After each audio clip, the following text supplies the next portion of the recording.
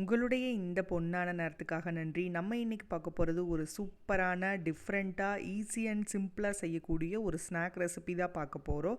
ரவையை வச்சு செய்யக்கூடிய ரவா முறுக்கு தான் பார்க்க போகிறோம். வாங்க எப்படி செய்கிறதுன்னு பார்க்கலாம். ஃபஸ்ட்டு ஒரு பேனில் 1 கப் வெள்ளை ரவை சேர்த்துக்கலாம். 1 கப் வெள்ளை ரவைக்கு 2 கப் தண்ணி விட்டுக்கலாம்.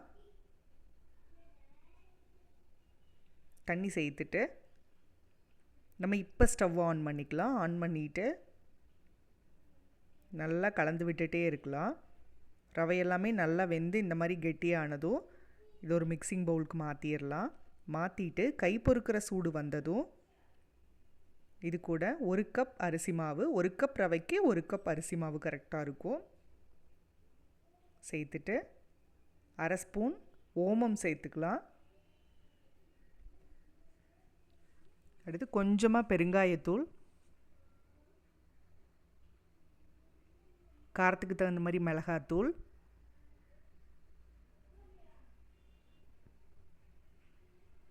தேவையான அளவு உப்பு,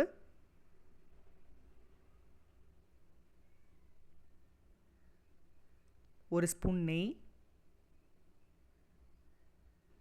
சேர்த்துட்டு நல்லா பிசைஞ்சுக்கலாம். நம்மளுக்கு தேவைப்பட்டால் கொஞ்சமாக தண்ணி தெளித்து கூட நம்ம பிசைஞ்சுக்கலாம். பாருங்கள், இந்த அளவுக்கு பிசைஞ்சிட்டு நம்ம நார்மல் முறுக்கு அச்சில் எண்ணெய் தடவிட்டு உள்ளே சேர்த்து தட்டுலேயும் அதே மாதிரி எண்ணெய் தடவி இந்த மாதிரி எந்த சைஸ் வேணுமோ அந்த அளவுக்கு நம்ம சுற்றி எடுத்துக்கலாம்.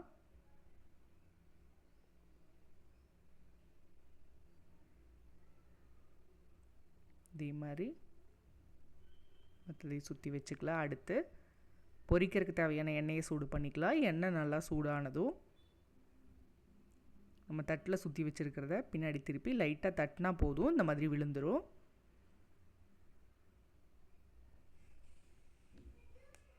இப்போது ஒரு சைடு வெந்ததும் நம்ம திருப்பி போட்டு வேக வைக்கலாம். இப்போ பார்த்திங்கன்னா 2 சைடும் நல்லா வெந்துருச்சு. இந்த ஸ்டேஜில் நம்ம எண்ணெயெல்லாம் வடிச்சிட்டு வெளியே எடுத்துக்கலாம்.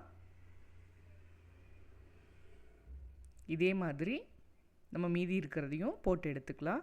நம்ம கடாய் பெருசாக இருந்தால் 2, 3 அந்த மாதிரி கூட ஆட் பண்ணிக்கலாம். இப்போ பார்த்திங்கன்னா நம்மளோட சூப்பரான ரவா முறுக்கு ரெடி ஆயிடுச்சு. இது பார்த்திங்கன்னா அவ்வளோ கிறிஸ்பியாக அவ்வளோ டேஸ்டியாக இருக்கும். நீங்களும் வீட்டில் ட்ரை பண்ணி பாருங்கள். அறுசுவைகளும் சங்கமிக்கட்டும் அனைவரது இல்லங்களிலும்.